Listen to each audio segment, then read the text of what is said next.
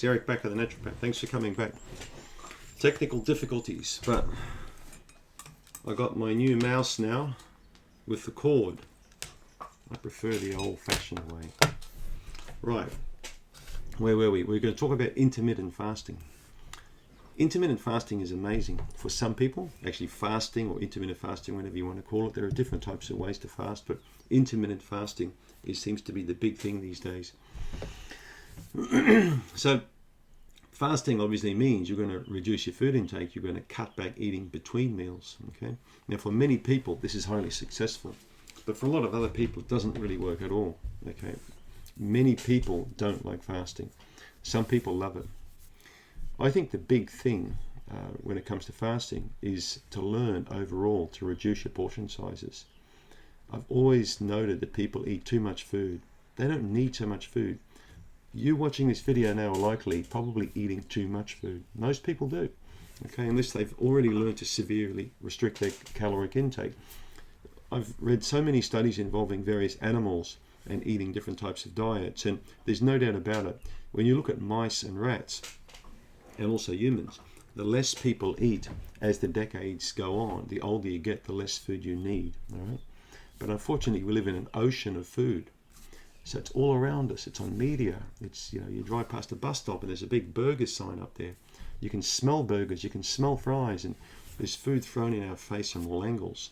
And this makes it almost impossible for some people to fast, because many people, like my dad, my poor dad who's passed now years ago, my dad had a massive addiction with food. He couldn't stop eating it.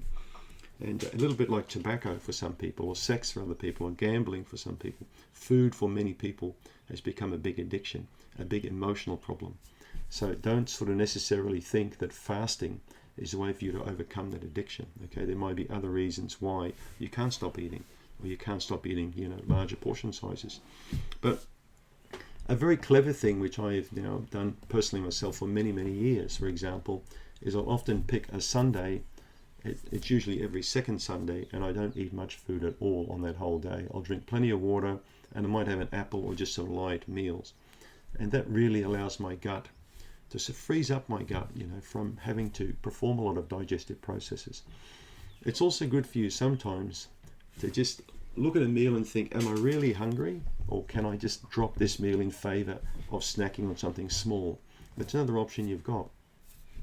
But of course, fasting is going to make you lose weight. But then here is the issue. Once you've stopped this fasting routine, what's going to happen?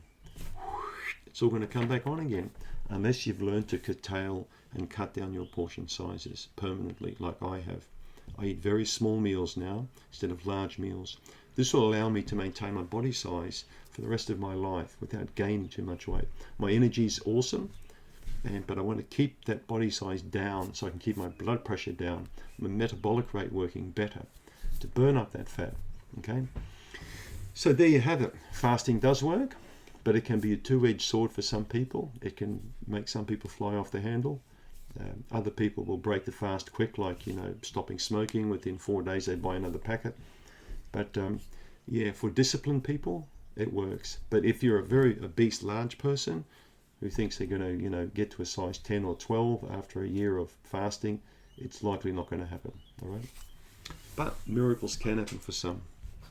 Thanks for tuning in. Don't forget to become a subscriber, and you'll also get a free report off me.